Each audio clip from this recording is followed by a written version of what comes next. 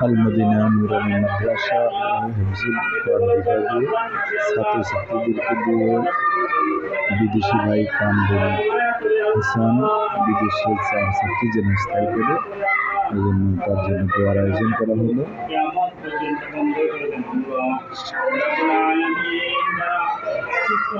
সুস্থ করে দেন আল্লাহ